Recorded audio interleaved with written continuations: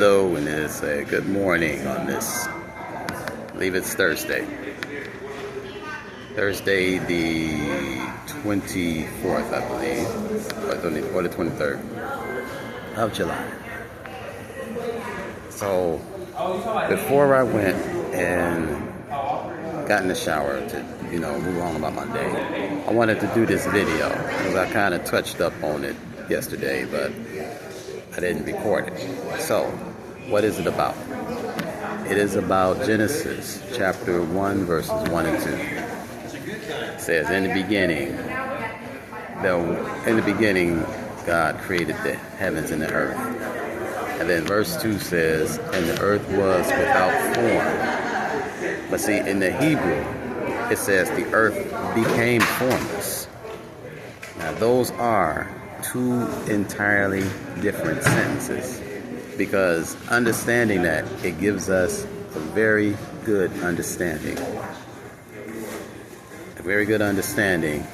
of what was happening during the first week, of when the scriptures were creating the world, and that something threw off beauty and perfection that had to be cleared up.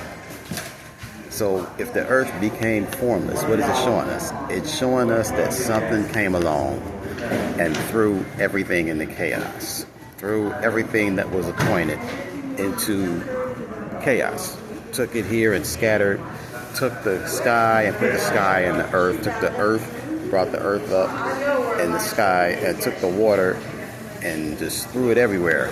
Maybe somehow, because we know that gravity is caused by the earth's rotation, so he could have stopped the earth and caused and allowed the gravity to stop working, which would let all the air float up.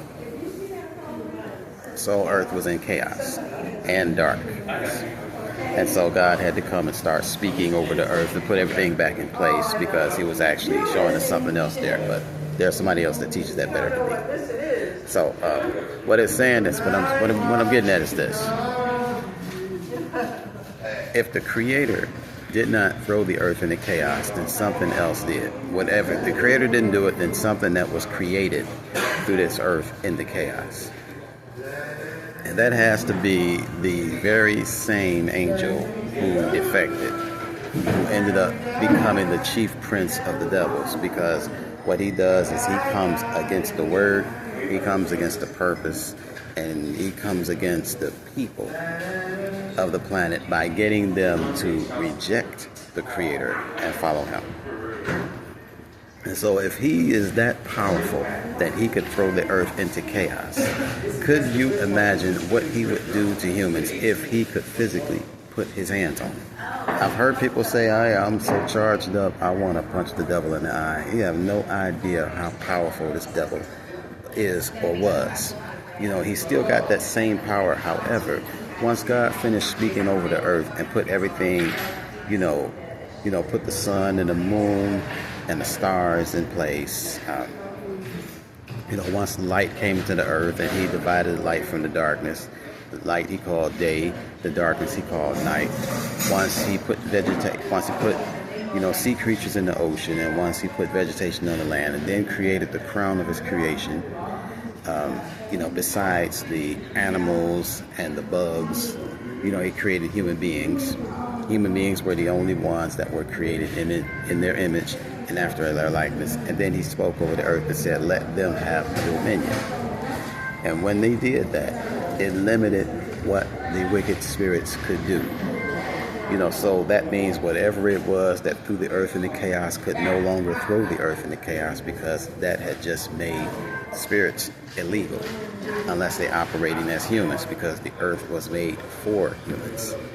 So this is just like an eye-opener of what that devil, what that spirit could or would do if he got humans to reject the Lord, to reject the purpose that earth was created for, and hand it over to him. Can you just imagine what he would do with that? Because the earth was made for man, and when the Son of Man came, he came to bring a freedom gospel. Freedom, he said, I came that you may have life and that you may have it more in abundance. Well, what good is having abundance if you have not freedom. Yeah, think about that. JT.